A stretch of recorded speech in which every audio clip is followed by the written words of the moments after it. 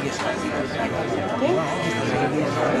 es que estoy diciendo que era no se lo cabecillo.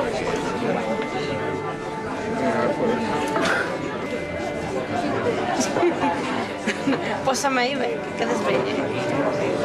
Faite interesante. Aquí non se ve nada. Aquí eu creo que estarei.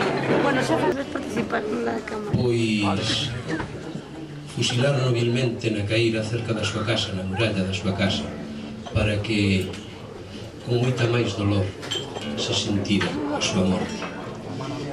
Eu acórdame de falalo coa súa filla Mario e coa muller, e realmente eran unhas imaxes un tanto dramáticas, pero non só Alexandre Bóveda, como el, moitos que haberá que sacar un por un do anonimato. A eses silencios que temos na memoria, nos referimos á canción desta.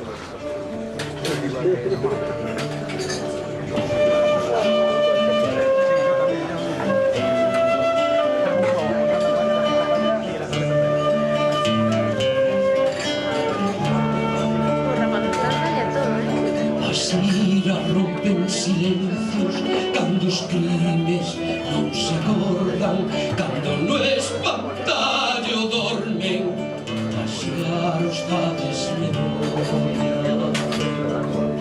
Por iso volles contar, levando cousa con cousa, poñendo unha flebe luz nun lugar de tanta sombra. Era o ano 36, ano de sangue e afrontas, mártires da liberdade quedan tirados na foxa, e en agosto o 17 disparan armas traidoras contra de xente inocente. Caeu Alexandre Bóveda na caída en Pontevedra, un vencer triste da historia. Se rescatamos os feitos, non deixaremos que volva.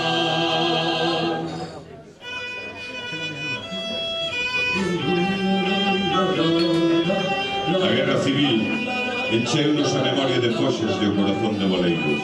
Foi unha victoria que non trouxe a paz, porque compre romper o silencio, recuperando esa, a súa voz necesaria, de cantos había perderon. E relatos que cantaban. Aquí, onde hoxe está a estación de autobuses, estaba, cando eu era rapaz, estaba o campo da feira. Na entrada da porta da esquerda do campo da feira estaba o filato, que era onde se pagaban os impostos. En frente ao filato sentaban unhas caixas de madeira aos cegos. Eu lembros aquela peneira tan bonita. A xente de ben e dun estatus social alta pasaba e mirábanos por riba dos ombros a todos nós. Ulían a miseria e a pobreza. Levaban 3 ou 4 chaquetas, unha por riba da outra, para se protexer do frío e da calor. E cantaban unhas cousas moi reiterativas, con unha voz moi nasal, que eu teño gravada perfectamente. Acórdame, no ano 60 e pico, vendían a 2 reais as copias, aqueles papeliños de colores, que tivemos a ben guardar. Non sei por qué, que nos gusta recuperalos ainda hoxe. En lembranza, tamén, en lembranza daqueles últimos fistores, daqueles últimos cantores medievais, xograres, que chegaron onde a nós xa ca verba deturpada, posiblemente con moitos castellanismos e con moitos jateos e seseos propios de moitas cousas, porque habría que explicar que moitas veces castrapeaban e cantaban así porque tiñan fame, porque o que lles doía era o bandullo, e a quen lle tiñan que pedir cartos era precisamente os que falaban en español. Para que teñamos un pouco tamén de entendemento e saibamos que eran resistentes e resistiron. Moitos deles chegaron a decir cousas que non se atreveran a decir os escritores. Nós temos proba de romances que se cantaron e que son importantísimos para secuenciar, para poder recuperar esa memoria histórica próxima, perdida tamén. Vimosvos cantar un que seña de ledicia e de contento. Un dos xeitos que tiñan de cantar era o parrafeo. O parrafeo era, supoñía na trama, pois, o enfrentamento dun mozo e unha moza por ter amores. O home era moi precipitado, quería aquelo, e ela dicíalle que aquelo, despois de pasar pola vicaría, bueno, todo isto, el presumía de que había facer e había aguantar non sei cantos, e resulta que na primeira noite, pois, fracasou xa.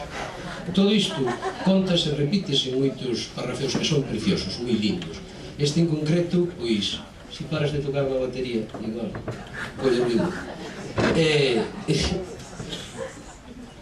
Xa non sei onde andaba, pero bueno, que este é de Galá da zona do Incio, viven os informantes que nos deron da povo del Grupo. Está clarísimo.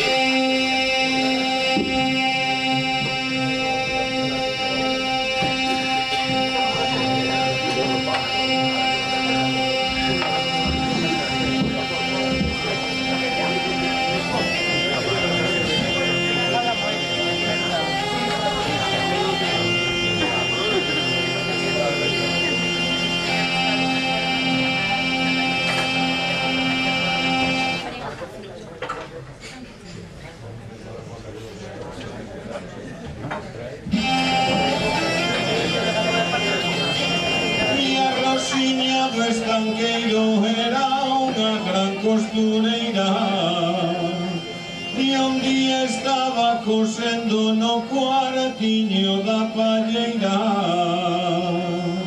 E Anselmo da Vila Nova, que era o rapaz que la tiña, foise por trás dun reixado por ver o que la facía.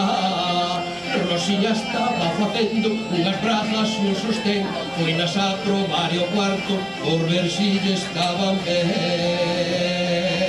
E Anselmo estaba mirando, xa non se tiña de pé,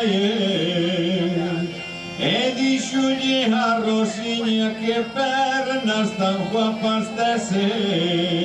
E a Renejo te o demo que te troixo por aquí, mala sarna te persiga. Que colorada te pose moi vergonzosa pareces, pois se nos imos casar tindachas e ver máis veces. Non te poñas tanto liño, xa te podes convencer que mentras estea solteira non me has volver a ver. Selmo non tiña pensado de casare coa rapapa, porque non lle tiña dote, non lle querían na casa. E así que lle viu as pernas, xa cambiou de parecer, que dote nin que centellas, o que vale ter muller. E o día 3 de setiembre na capilla do Anexo, por un sí que deu Anselmo, entrou libre, saliu preso. Cando saliron da iglesia, dixo yo cura o Anselmo, agora tes quente quente as canelas no inverno. Faltame fai, señor cura, moito lle levo sufrido. Dormir solo no inverno é bon pra morrer de frío. E contestoulle a Rosiña desde a porta enfadada, pois a usted, señor cura, tamén lle esquenta a criada. Tiveron a grande boda e a estilo daquel lugar, chamaron os convidados e os gaiteiros pra tocar, bailaron a muiñeira, foronse con sola cama, se Anselmo facía ben, ela seica lle ganaba. E alo pola medianoite Anselmo quedou dormido, e dicíalle Rosiña, despértate meu marido. Tantas ganas que lle tiñas xa paraches, meu danzante, cando hoxe estás cansado, que farás pra máis pra diante.